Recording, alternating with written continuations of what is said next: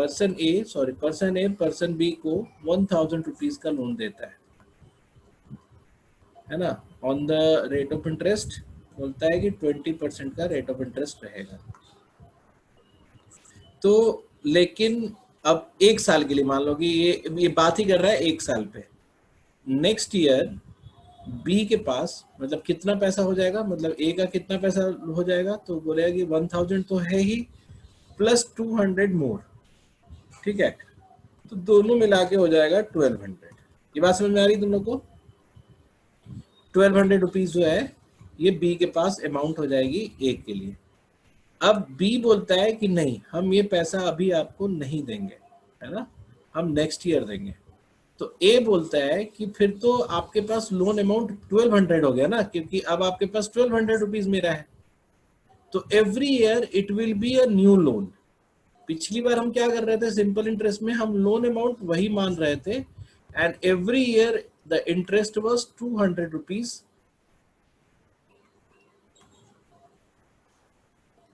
ऐसे करके चल रहे थे, 1 साल 2 साल 3 साल 4 साल, अगर जितने साल बाद लौटाना है तो यही ऐड होता था।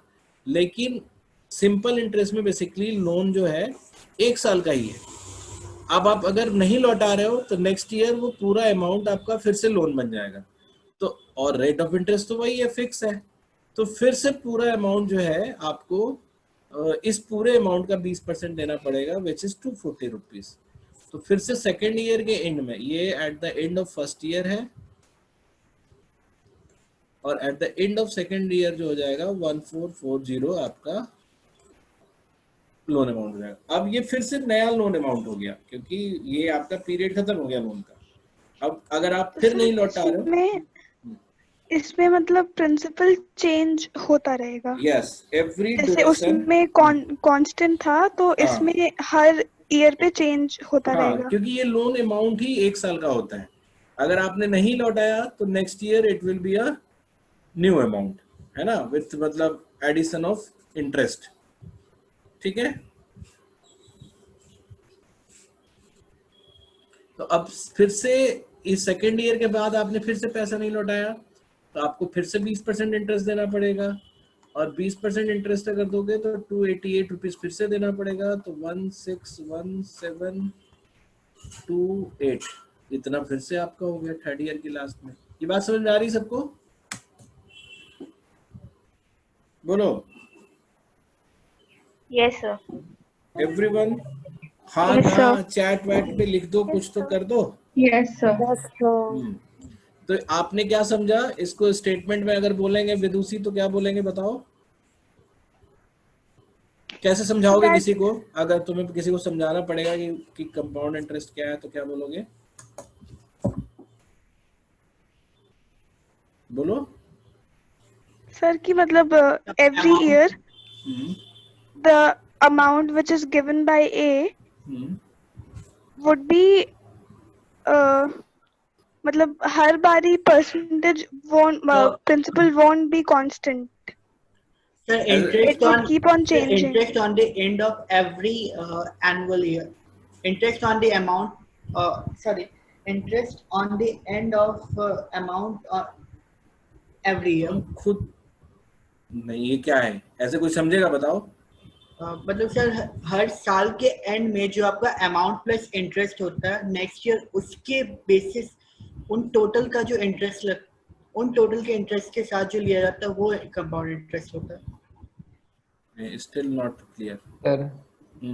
बोलो ऋतिक। सर कंपाउंड इंटरेस्ट हुआ जैसे बेसिकली फर्स्ट ईयर तक तो वो सिंपल इंटरेस्ट रहता है, तो जो फाइनल जो अमाउंट बना फिर उस पे इंटरेस्ट लगेगा, ना कि प्रिंसिपल पे इंटरेस्ट लगेगा।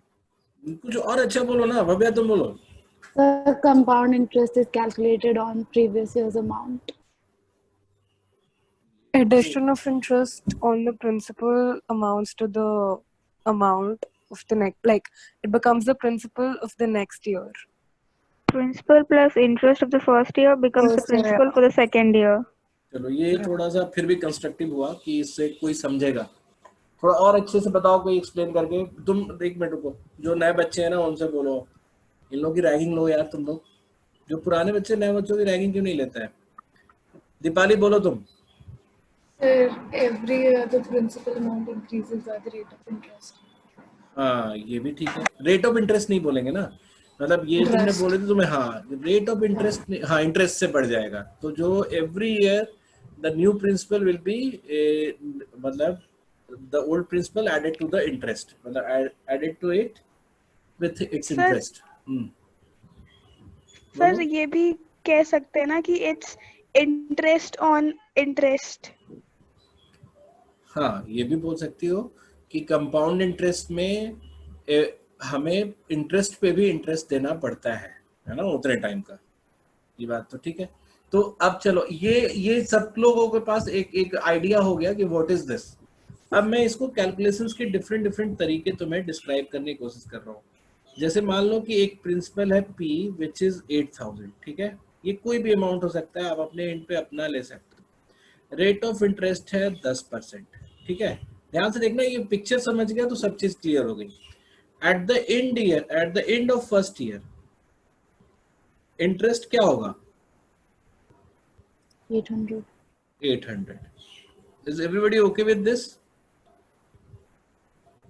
यस हाँ, अब at the end of second year, ध्यान देना मैं नहीं बोल रहा हूँ प्रिंसिपल क्या है, at the end of second year interest क्या होगा?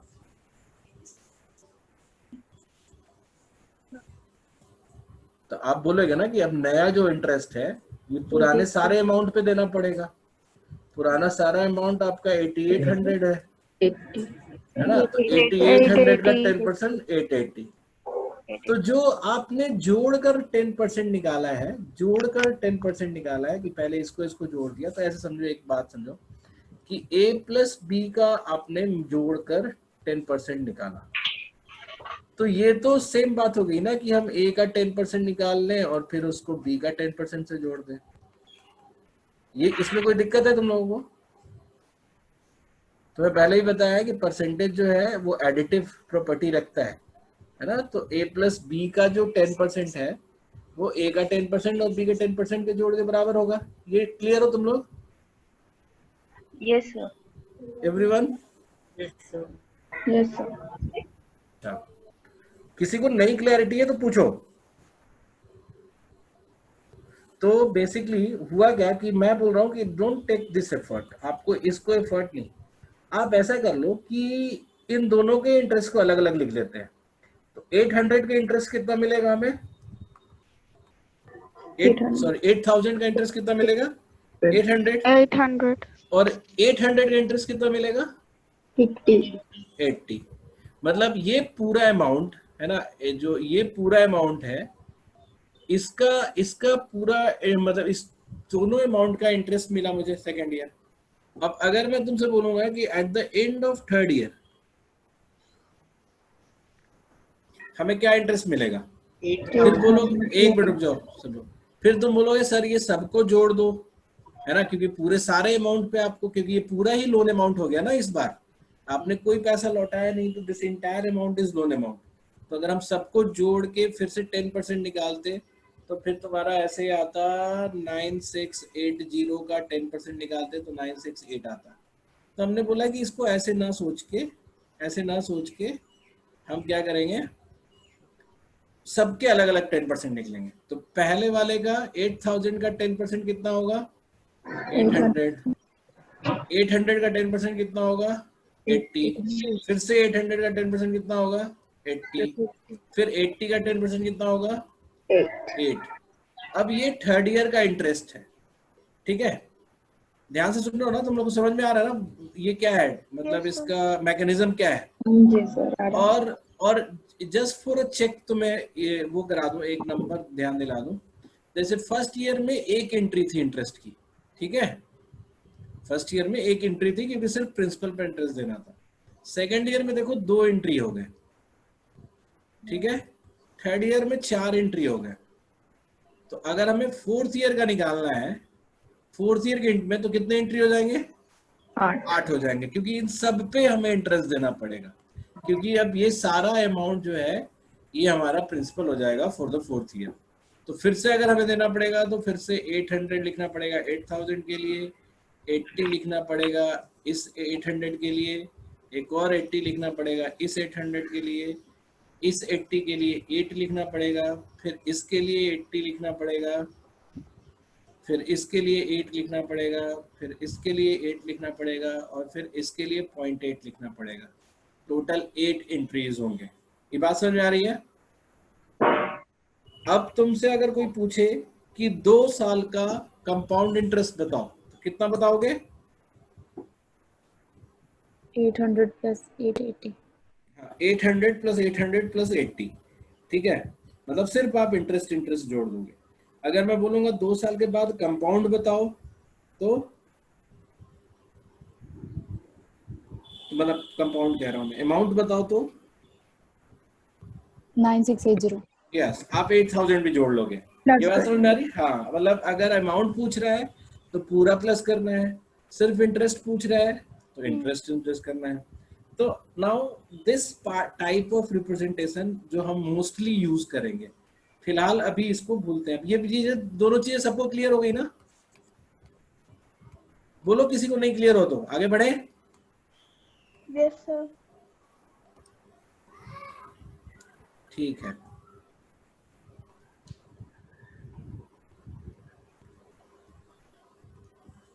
तो ये हो गया हमारा मतलब अंडरस्टैंडिंग वाला पार्ट।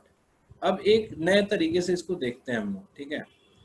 अगर किसी अमाउंट में, ठीक है, जैसे प्रिंसिपल में 1 साल बाद अगर 10% की बात हो रही है, कोई भी प्रिंसिपल है, 10% के रेट ऑफ इंटरेस्ट से 1 साल बाद अमाउंट क्या हो जाएगा? तो तुम बोलते हो P प्लस 0.1 10/100, ये बोलते हो ना, Yes, sir. है ना? बेसिकली इसको आप ऐसे लिख सकते हो, P 1 प्लस 10/100, ऐसा ऐसे लिख सकते हैं। Yes, sir. ये होता है ना, सबको पता है। अगर 10% बढ़ाना है ना, तो 10% P प्लस P ये बढ़ा देंगे। अब अगर ये कंपाउंड इंटरेस्ट है ना, ये फर्स्ट ईयर के एंड में है। अगर कंपाउंड इंटरेस्ट है तो नेक्स्ट ईयर के लिए ये पूरा अमाउंट प्रिंसिपल हो जाएगा मेरा, हो जाएगा ना। और अगर 10% बढ़ाने के लिए ये मल्टीप्लाई करना पड़ता है, तो इस प्रिंसिपल में 10% बढ़ाने के लिए हमें फिर से एक बार और वो मल्टीप्लाई करना पड़ेगा।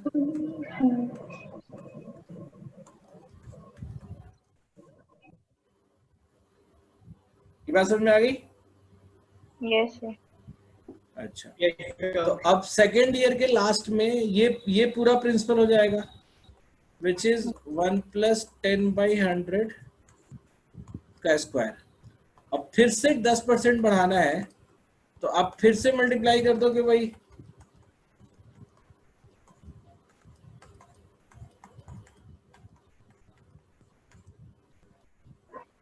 तो जितनी साल आप बीतते जाइए उतनी साल ये मल्टीप्लाई करते जाओगे। हाँ अमीषा बोलो। सर गलती से हो गया। अच्छा, हाँ। तो जितनी बार भी आपका 10% इंक्रीज कराना है, वो आपको ये मल्टीप्लाई करते जाना होगा। तो अगर n ईयर तक की बात हो रही है कि एक प्रिंसिपल को 10% पे n ईयर में रखा जा रहा है, तो उसका क्या अमाउंट होगा? अमाउंट जो होगा, और ध्यान रहे ये अमाउंट है क्योंकि ये लास्ट अमाउंट की बात कर रहे हैं, तो अमाउंट जो होगा 1 plus 10/100 to the power n। और अगर ये 10% की बजाय अगर हम r% बोल दिए होते, ये r% है, तो r% पे जो अमाउंट बनेगा वो क्या बनेगा? P इंटू 1 प्लस r/100 पर पावर n। ये आ गया समझ में सबको?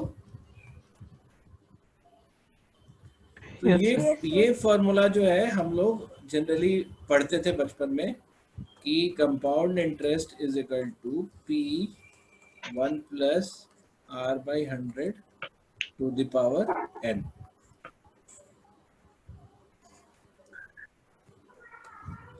आई बात समझ में? Yes, sir. ठीक है, तो एक ये भी तरीका है सोचने का, हाँ, कि अमाउंट, इससे सीधा अमाउंट निकलता है। तो अगर हम इस तरीके से सोचे तो दिक्कत क्या होती है वो हम तुम्हें बाद में बताएंगे कि अच्छा चलो दिक्कत भी बता ही देते हैं कि इस तरीके से सोचिए, अगर सेम सिचुएशन में जो 8000 वाला है ना, अगर इसका अगर हमें निकालना होता कि 2 साल बाद का अमाउंट क्या होगा, तो हम निकालते 2 साल बाद का अमाउंट जो होगा वो 8000 इंटू 1 प्लस 10/100 पावर 2। तो ये देखो ये कैलकुलेशन भी थोड़ा सा एक्सटेंडेड हो जाएगा। ये 110 बटे में 10 आ गया, तो ये 11/10 का स्क्वायर आ गया। ये फिर 8000 इंटू 11 हो गया और 10 इंटू 10 हो गया, तो ये तो कट जाएगा और 80 इंटू 121, ये करना बताना कितना होता है। 9680। तुम इसी को जोड़ के बता दिए ना, पुराना जोड़ा हुआ है ही तो क्यों मेहनत करें हम। नहीं नहीं अच्छा, वो तुम भी किया है। अच्छा मल्टीप्लाई किया तुम, हाँ मुझे ही बना रहे हो चला। सही में सर। अच्छा तो देखा तुमने कि ये जो हमारा जोड़ के आया वही अमाउंट यहाँ निकलेगा। तो 2 years 3 years वो तो ठीक है, हम इसमें भी निकाल सकते हैं। दिक्कत तब आता है when we use this formula to calculate amount for 2.5 years। तो क्या दिक्कत आएगी, तो तुमको देखो अब ये जो अमाउंट हो जाएगा वो हो जाएगा 8000 इंटू, ये तो 11/10 हो ही जा रहा है ना जोड़ के, और 2.5 ईयर का मतलब हो गया 5/2। अब 5/2 का क्या मतलब होता है, 2 साल पूरा लगेगा। 2 साल पूरा लगेगा और आधा साल लगेगा, ये तुम समझ गए, लेकिन किसी नंबर पे 5/2 पावर है तो इसका मतलब यही हो गया ना कि x into x into x into x 5 बार मल्टीप्लाई करेंगे और फिर इसका बाई रूट में 2 लेंगे। बार। बाई में 2 बार कौन बोला, ऐसे बोल रहे हो क्या तुम नहीं नहीं ऋतिक? कितने लोगों को ये लगता है कि इसका मतलब ये होगा,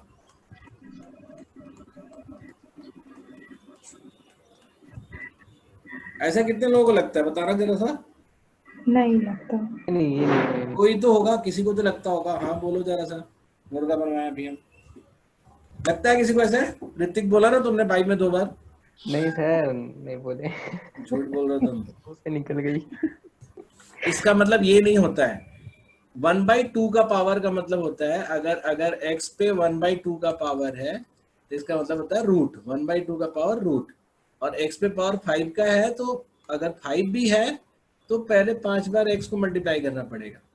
तो बेसिकली जब हम इसको करेंगे तो it will become a great deal of work कि पहले 11 into 11 into 11 into 11 into 11 divided by 10 into 10 into 10 into 10 into 10 करके और इसका रूट लेना। तो अब तो बहुत मुश्किल हो गया ना निकालना, बात मेरी समझ में आ रही है। लेकिन अगर हमें इसी चीज को यहां निकालना होता,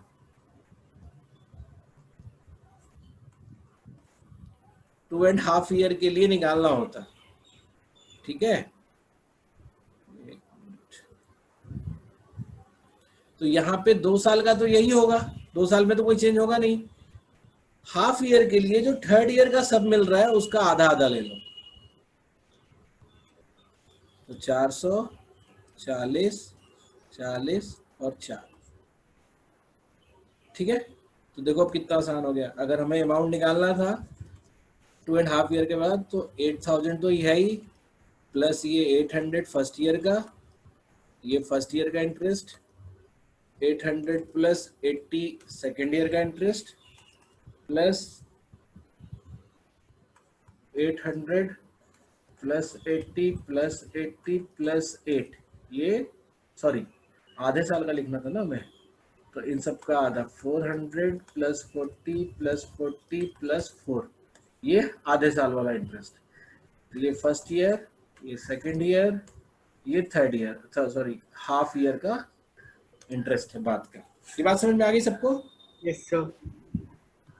एक तो आपको ये एडवांटेज मिलता है कि जो पार्ट्स वाले फिगर होते हैं ईयर के टाइम के, उसके लिए आपको निकालना आसान हो जाता है। दूसरा आसान क्या चीज होता है कि if somebody is asks you है ना।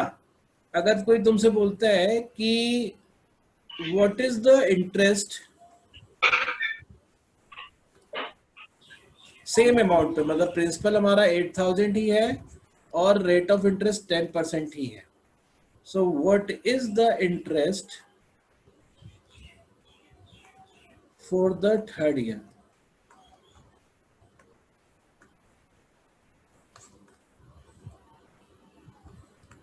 अगर ये कोई पूछ दिया तुमसे तो बेसिकली क्या है कि जैसे for the third year interest निकालना है, जैसे मान लो कि अगर हम बोले कि थर्ड ईयर का, तो हम फोर्थ ईयर का अमाउंट देखेंगे पहले। फोर्थ ईयर का अमाउंट कितना होगा, P1 प्लस R बाई 100 पे पावर 4 माइनस थर्ड ईयर के एंड का अमाउंट देखेंगे, सॉरी थर्ड ईयर का अमाउंट, थर्ड ईयर का इंटरेस्ट निकालना ना, तो थर्ड ईयर के लास्ट में जो अमाउंट होगा वो, फिर सेकेंड ईयर के लास्ट में जो अमाउंट होगा वो। सर ये क्यों कर रहे हैं हम? सुनो तो सही, अगर तुम्हें इंटरेस्ट केवल निकालना होता तो वो तो यहाँ पे कर लेंगे।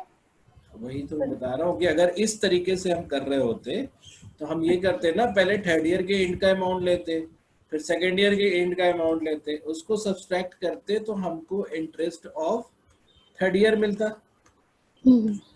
लेकिन अगर हम यहाँ पे देखें तो इट इज वेरी इजी। अगर आपको थर्ड ईयर का इंटरेस्ट पूछ रहा है तो आपको क्या करना पड़ेगा, सिर्फ थर्ड ईयर वाला ऐड कर देना है। तो थर्ड ईयर का जो इतना इतना जो हम पेचीदा काम करेंगे, है ना, it can be done by just adding 800 plus 80 plus 80 और प्लस 8। ये बात समझ में आ गई?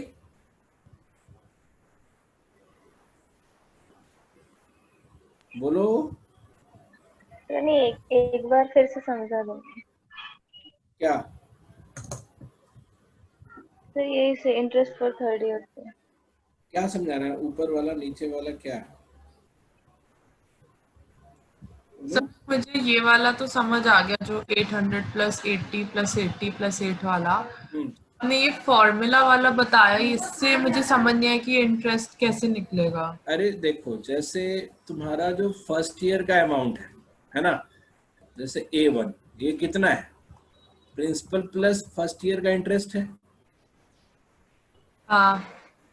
और सेकेंड ईयर का अमाउंट कितना होगा, A2, principal plus first year का इंटरेस्ट प्लस सेकेंड ईयर का इंटरेस्ट होगा। हाँ। और थर्ड ईयर का अमाउंट कितना होगा, प्रिंसिपल प्लस फर्स्ट ईयर का इंटरेस्ट प्लस सेकेंड ईयर का इंटरेस्ट प्लस थर्ड ईयर का इंटरेस्ट।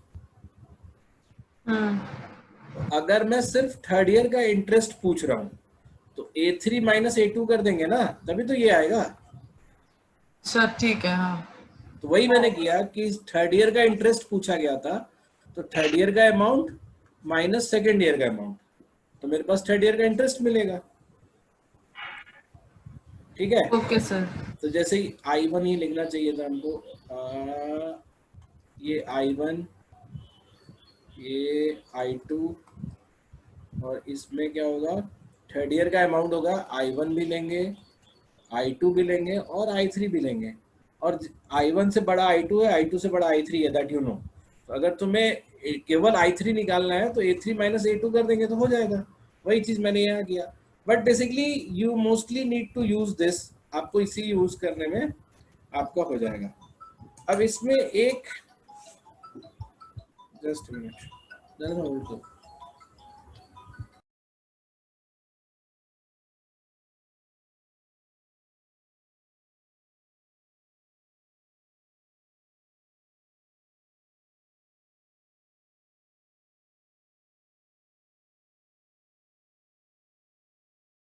ये बात समझ में आ गई सबको? हेलो? Yes sir. तो अच्छा सुनो, तो मतलब बेसिकली अगर आप ध्यान दो तो आपको जितना भी टेस्ट लेवल तक की जरूरत है ना, वो इतने से आपका काम हो जाएगा। ठीक है, इस चीज को समझ लोगे तो हो जाएगा। अब क्वेश्चन क्या आता है, जैसे मान लो हम इसको मिटा देते हैं, ब्लैंक स्लेट लेके चलते हैं, कि ब्लैंक स्लेट लेके चलते हैं। अगर तुमसे बोला कि 12,000 रुपीज का अमाउंट है, ठीक है, और मैंने आपसे बोला कि लेट्स से 10% ही ले लो अभी, 10% रेट ऑफ इंटरेस्ट है, ठीक है, कंपाउंड इंटरेस्ट। तो अगर आपसे पूछा जाए कि डिफरेंस क्या होगा इन 2 years, चलो इन 3 years ही निकालो सीधा, इन 3 years between CI and SI, तो CI और SI दोनों का डिफरेंस पूछ रहा है, तो आपको इसके लिए अलग से SI निकालने की जरूरत नहीं है। जैसे अगर हम इस क्वेश्चन को देखें तो at the end of first year हमारा अमाउंट में क्या इंटरेस्ट कितना ऐड होगा बताओ? 10%। 1200। सेकेंड ईयर में कितना ऐड होगा? तुम बोलोगे 1200 और फिर इसका 10% विच इज 120। थर्ड ईयर में कितना ऐड होगा? 1200, 120 एंड 12। आपका अगर ध्यान दो तो अगर सिर्फ सिंपल इंटरेस्ट की बात होती तो हर साल आपको 1200 रुपए मिल जाता, ठीक है। सिर्फ सिंपल इंटरेस्ट की बात होती तो आपको 1200 रुपीज मिल जाता। Yes. अगर आपका डिफरेंस पूछ रहा है तो आप बचा हुआ क्वांटिटी जोड़ लो, तो CI माइनस SI क्या होगा? 120 प्लस 120 प्लस 120 प्लस 372। यस, है ना, ये हमारा कंपाउंड इंटरेस्ट और सिंपल इंटरेस्ट का वो आ गया, डिफरेंस आ गया, ठीक है। तो ये बात भी तुम लोग समझ गए, ये भी थ्योरी पार्ट है, ये समझ गए, मतलब थ्योरी क्या, ये एप्लीकेशन वाला पार्ट है, मतलब ये समझ गए। अब एक चीज और देखो, एडवांटेज जिसको हम लेने के लिए बोलते हैं। जैसे मान लो कि अगर इंटरेस्ट है 27,000 और रेट ऑफ इंटरेस्ट है, ये अमाउंट है या इंटरेस्ट है? मैं सॉरी प्रिंसिपल है, 27,000 का प्रिंसिपल है और रेट ऑफ इंटरेस्ट जो है 33 1/3% है। तो इसका चार्ट कैसे बनाएंगे? At the end of first year क्या होगा? 9,000 interest. At the end of second year क्या होगा? 9,000 plus 3,000. 9,000 plus 3,000। At the end of third year क्या होगा? बोलो। 9,000 Plus plus 3,000 3,000 plus 3,000 plus 1,000. plus 30,000. 1,000. हाँ 3,000 ठीक है, सॉरी 1,000. है ना, ऐसे निकलेगा। तो बेसिकली ये भी एक प्रॉब्लम होती है कि अगर हम वो वाला फॉर्मूला लगाए होते, amount is equal to P1 plus R/100 power n, तो 3 साल के लिए, तो ये हो जाता P1 प्लस 33 1/3। अब ये फिर ये सब कैलकुलेशंस के टिपिकल हो जाते हैं, तो आपको बेसिकली यही यूज करना है, ठीक है। अच्छा, अब आप एक चीज ये भी समझो। तो अगर कई बार क्या होता है कि आप अगर अमाउंट से नहीं करना चाह रहे हैं तो आप केवल परसेंटेज से भी कर सकते हो। जैसे अगर कोई अमाउंट है जो कि 100 है, ये प्रिंसिपल है, और 10% आपका रेट ऑफ इंटरेस्ट है, ठीक है। तो at the end of first year कितना आपको इंटरेस्ट मिलेगा? 10 रुपए.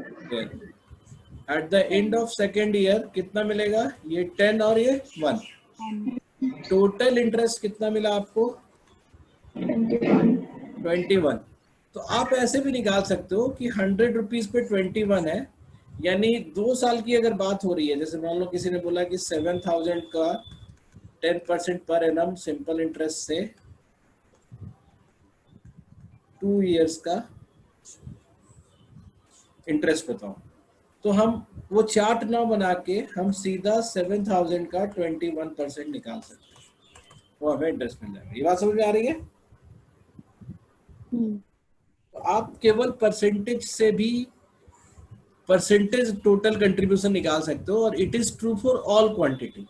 मतलब प्रिंसिपल कोई भी हो 10% के हिसाब से 2 साल में उसका इंटरेस्ट 21% ही बनेगा। ये बात समझ में आ गई सबको?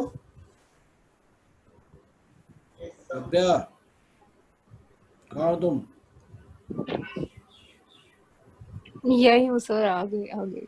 समझ में आ गया पक्का ना? हाँ जी। ठीक है, तो अब तुम्हें एक एक सबसे लास्ट में, मतलब इसको हम थ्योरी पार्ट ज्यादा नहीं बढ़ाएंगे क्योंकि अब इस क्लास को मैं पहले तो सोचा सारा कंपाउंड इंटरेस्ट कवर करूं, लेकिन मुझे लगता है कि जितना टेस्ट के लिए इम्पोर्टेंट है उतना करा के बाकी बच्चों के लिए अलग से क्लास रख लेंगे। ठीक है, सो दैट आपको लगे ना कि आपको ज्यादा पढ़ना है, और आप वो वाली भी क्लास अटेंड कर सकते हैं, ऐसे आपको मना नहीं है। ठीक है, तो अब क्योंकि इसका एक्सरसाइज करना बहुत जरूरी है ना, तो बिना एक्सरसाइज किए पढ़ते रहोगे तो कुछ नहीं होगा। Now let's go for one more thing which is very important और बहुत मजेदार है ये। अगर आप किसी नंबर का, मतलब ये परसेंटेज का पहले ये क्वेश्चन है, बताओ किसी नंबर x का 10% निकालना चाहते हो तो x में क्या मल्टीप्लाई करते हैं? 10/100. 10/100 विच इज 0.1। अभी थोड़ी देर पहले यही बताया था, है ना? और किसी क्वांटिटी में, है ना, 10% बढ़ाना चाहते हैं, इंक्रीज ऑफ 10%, 110/100. तो उसमें क्या मल्टीप्लाई करते हैं? 110/100. यानी 1.1। यही बात हुआ ना? Yes. मतलब उसका 110% निकालना है। ये बात समझ में आ गई? सबको समझ में आ गई है ना? तो अगर मैं तुमसे ऐसे बोलूं कि 20% निकालना है तो क्या मल्टीप्लाई करेंगे? 1.2। 20% निकालना है, निकालना है तो इंक्रीज नहीं है? नहीं, ये Point. 0.2 मल्टीप्लाई करेंगे, और इंक्रीज करना है 20% तो 1.2।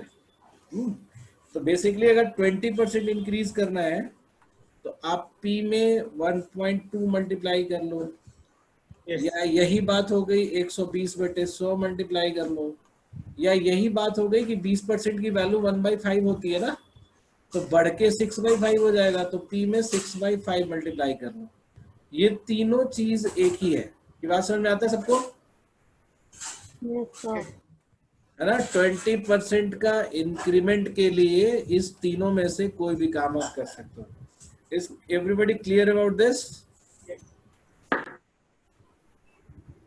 बोलो Anjali, Vidushi. Yes, sir. Yes sir. Bhavya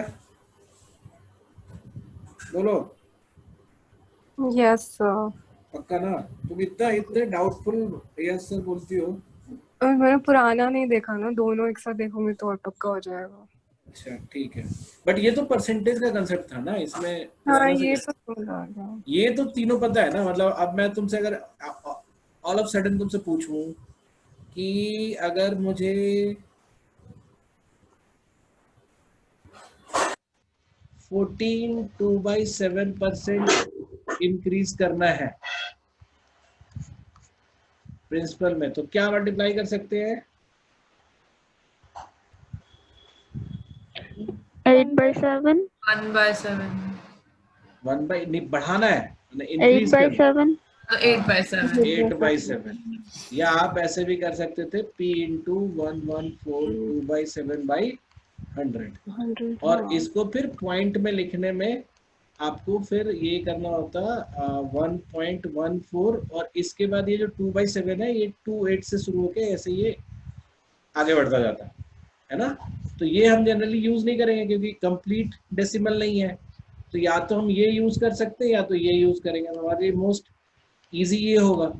although आप इसको भी लेके चल सकते थे, लेकिन आपको ये पूरा 4 डिजिट लेके चलना पड़ेगा। अगर आपने 2 डिजिट इग्नोर कर दिया तो 14% हो जाएगा केवल, है ना। अगर 14% इंक्रीमेंट करना होता तो आप 1.14 मल्टीप्लाई करते हैं, लेकिन ये 2/7 भी है तो 28 भी रखना पड़ेगा आपको और आगे बढ़ाना पड़ेगा। तो इस केस में ये इतना इफेक्टिव नहीं होता है, ये दोनों इफेक्टिव रहेगा, ठीक है। तो 8/7 तो आपको पक्का ही इफेक्टिव है, क्योंकि 1/7 का ग्रोथ है, तो 8/7 से मल्टीप्लाई करना पड़ेगा। ये बात सबको समझ में आ रही है? Yes sir. Yes very sir. Good. तो अब जो है, अगर मैं तुमसे बोलूं कि R% बढ़ाना है ना, R% बढ़ाना है, तो फिर से वही बोलोगे कि हाँ सर, ये तो वही पुरानी वाली बात हो गई कि 1 + R/100 आप मल्टीप्लाई करो, है ना।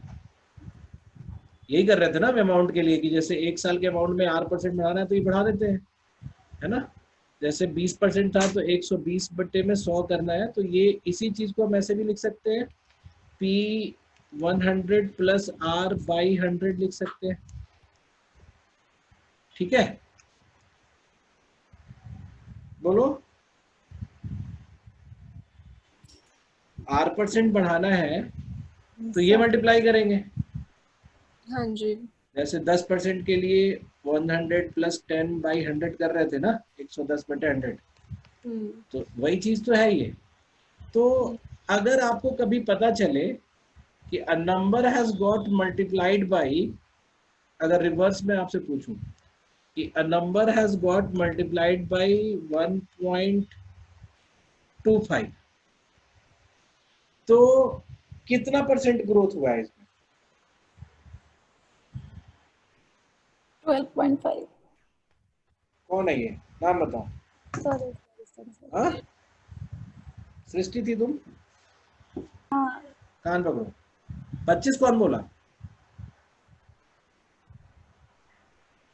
125% का ग्रोथ है। हाँ, 125% नहीं, 25% का ग्रोथ है। कहाँ तुम लोग कैसे गायब हो जाते हो भाई तुम लोग? सर 125 ना। 125% हो गया। जैसे अगर हम P × 1.1 बोलते थे तो 10% का ग्रोथ होता था ना, हाँ हाँ और अमाउंट बढ़ के 110% हो जाता है। हाँ, तो इधर इधर 25% का ग्रोथ है। P हाँ, तो ये 1. 25% का ग्रोथ है। तो 125% क्यों बोल रहे हो? P में 125% का ग्रोथ है। P ये अगर फिर तुम स्टेटमेंट गलत बोले। P में 125% का ग्रोथ नहीं है, P में 25% का ग्रोथ है। अच्छा, तब वो 125 हुआ ना। हाँ, तब क्योंकि P P तो पहले से 125%। 100 था ना। हाँ तुम हाँ। लोग वर्ड्स में ही नहीं खेलते, इसीलिए तुम लोग ना महान नहीं बन पाओगे महात्मा गांधी की तरह। मतलब जितने बड़े लोग हैं ना, उनको बोलने आता है ना, दे कैन रिप्रेजेंट। ये बात समझ में आ रही है? और तभी ये सारी गलतियां हो रही हैं। P में 1.25 मल्टीप्लाई करेंगे तो कितने % का ग्रोथ होगा, एक बार फिर से बोलो। 25। तुम नहीं, जिन्होंने नहीं बोला अब तक वो तो बोले कम से कम। विदुषी, यस सर। समझ में आया तुम्हें? हाँ जी हाँ। कितना % बढ़ा यहाँ पे? 25%। 25%। तो अगर आपसे मैं बोलूं एक बार और, ठीक है। P, मतलब एक क्वेश्चन और, P में अगर मैं बोलूं 1.42 मल्टीप्लाई हुआ तो कितने % का ग्रोथ है? 42%। बहुत बढ़िया, % का ग्रोथ है, और P बढ़ के 142% हो गया है, ठीक है। अच्छा, मतलब कोई भी नंबर बाय डिफॉल्ट 100 पे रहता है ना। हाँ, बाय डिफॉल्ट वो अपना नंबर तो खुद होगा ना। हाँ तो हाँ। बेसिकली तुम ऐसे देखो ना, अगर P में 1.42 मल्टीप्लाई कर रहे हैं तो हम इसको तोड़ देते हैं, P × 1 + 0.42 कर देते हैं, तो फिर P × 1 और प्लस P × 0.42 कर देंगे। तो P तो अपना खुद से मिल गया ना, अब P में ये मल्टीप्लाई हो रहा है, और P × 1 + P × 42/100 कर देंगे अगर ये पॉइंट हटाएंगे। तो P में क्या बढ़ा, ये मतलब P तो रह गया और P में बढ़ा क्या, 42% बढ़ा, ठीक P है। × 1 वापस से वो P ही बन गया ना। यस। तो अगर मैं तुमसे बोलूं कि P में 0.95 मल्टीप्लाई हुआ तो P बढ़ा कि घटा?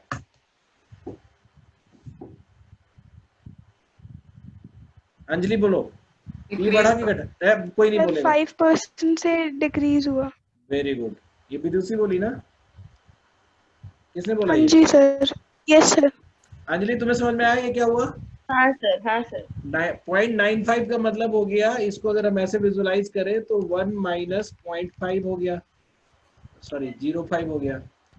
तो P इंटू 1 ऐसे ही रह जाएगा और P इंटू 0.5 ये हो जाएगा। तो P से पूरा मिल गया और P में घट क्या गया, 5 बटे में 100, 5% का डिक्रीज हो गया। तो आप लोग अब मल्टीप्लायर अगर पता चल जाए तो आप परसेंटेज चेंज बता दोगे। बहुत समझदार हो गए तुम लोग अचानक से, है ना। A number got multiplied by 0.75%, sorry 0.875%,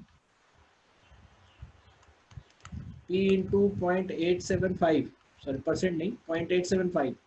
तो परसेंटेज चेंज क्या है?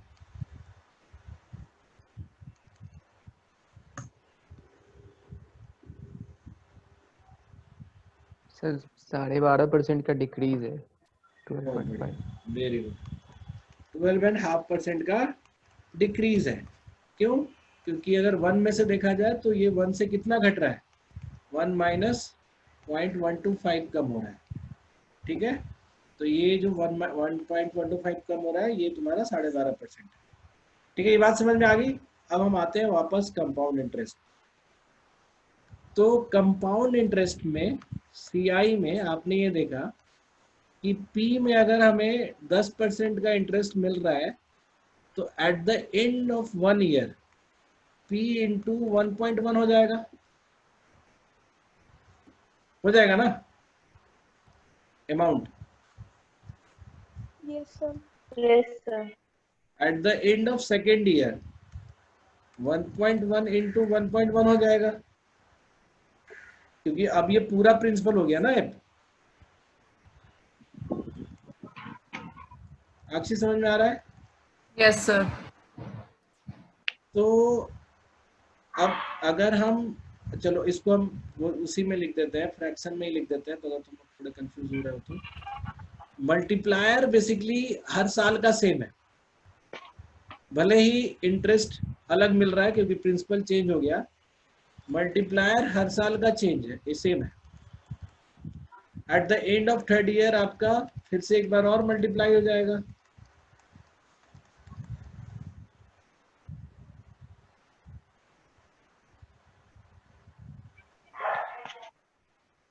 ओके, लैपटॉप ऑफ होने से पहले हम क्लास कवर कर रहे हैं। थोड़ी देर बाद लगाता हूँ मैं चार्जर। ठीक है, ये बात समझ में आ रही है? हर बार आपका क्या होगा, 11/10 मल्टीप्लाई होते जाए। तो आप ध्यान दो, अगर हम चौथे साल पे अगर करें तो ये हो जाएगा 11/10 इंटू 11/10 इंटू 11/10 इंटू 11/10। ये बात समझ में आ गई सबको? भव्या बताओ। Yes, sir. तो अब तुम देखो कि अगर हम 2 साल बाद का अगर चेंज देखते कि 2 साल बाद क्या हुआ, तो 2 साल में 2 बार 11/10 मल्टीप्लाई हुआ है, और 2 साल के बाद फिर 2 साल बाद क्या हुआ, फिर से हमने देखा कि यहाँ के बाद फिर से 2 बार मल्टीप्लाई हुआ है। यानी कि मल्टीप्लायर जो है वो इक्वल टाइम पे इक्वल मल्टीप्लायर होता है। इसको ऐसे समझो कि अगर कोई अमाउंट जो है 3 साल में कंपाउंड इंटरेस्ट पे 3 ईयर में 50% बढ़ जाती है। किसी ने बोला कि 3 साल में 50% बढ़ गया, यानी कि 3 साल में अमाउंट P जो है क्या हो जाएगा, 3/2P हो जाएगा। 50% बढ़ने का मतलब यही हुआ ना, बोलो। 3 साल में 3/2P हो जाएगा।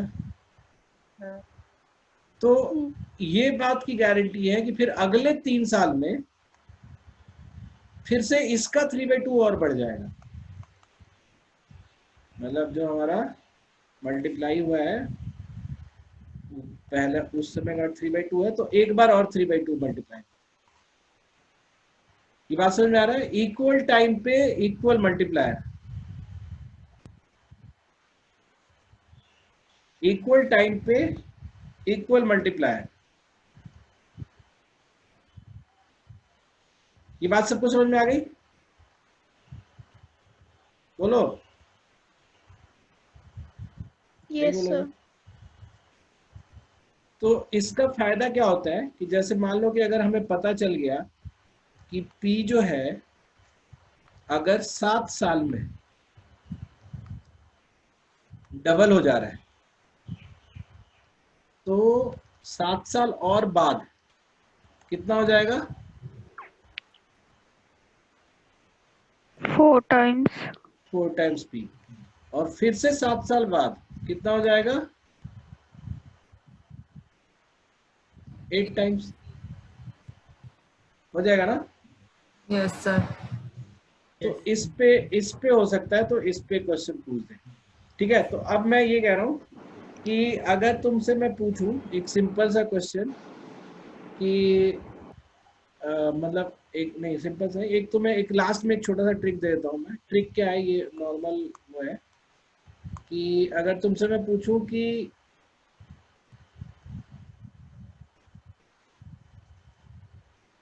बीस 20% के रेट ऑफ इंटरेस्ट से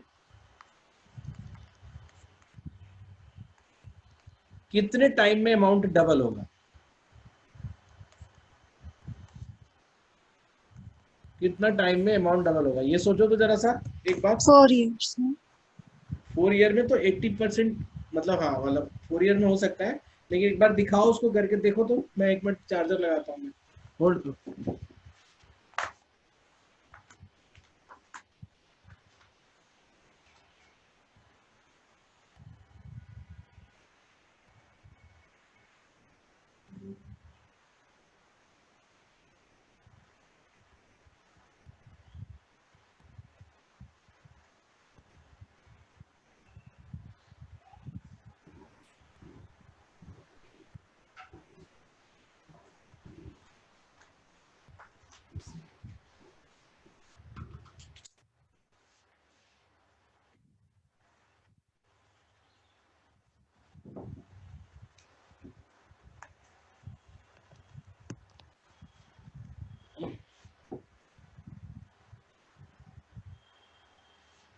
हाँ, वो तुम लोग यहीं पे ना, बहुत सारे भाग गए।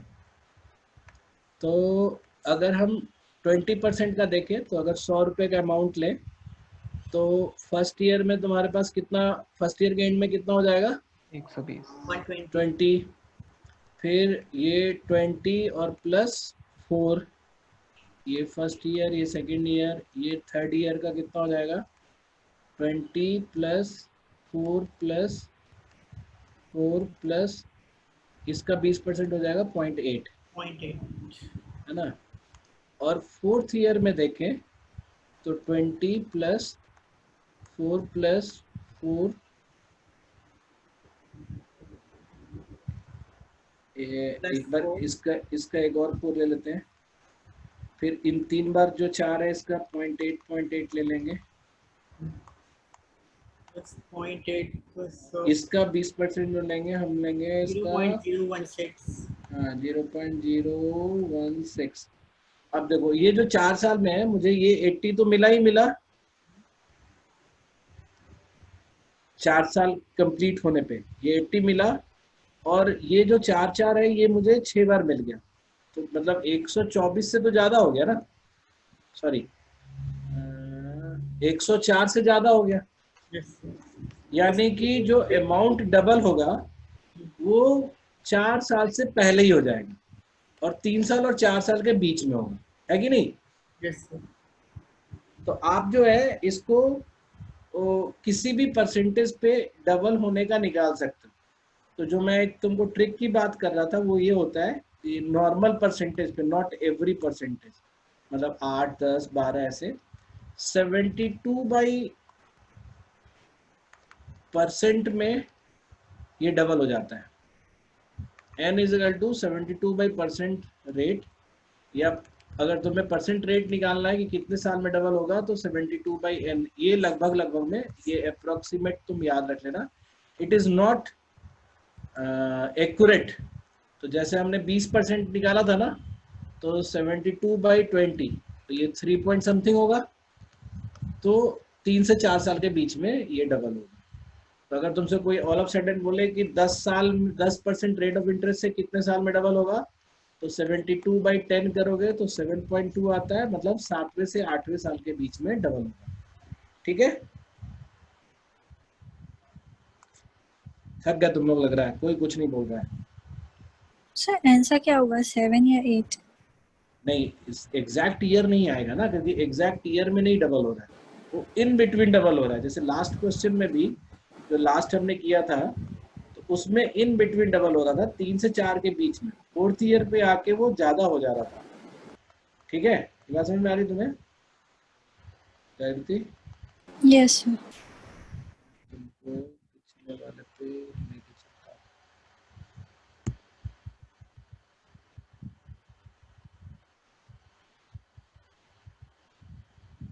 तो ये जो 72 बाई वाला बताया सिर्फ डबल के लिए होगा? हाँ, ये सब डबल के लिए होगा। वो ऐसे ही वो रैंडम हो गया कि कभी अचानक से जरूरत पड़ा तो हम उसको कर सकते हैं। ठीक है, तो ये देखो, ये जो 4 साल में ना, एग्जैक्ट 4 ईयर में ये ज्यादा हो गया, 100% से ज्यादा इंटरेस्ट मिल गया, है ना।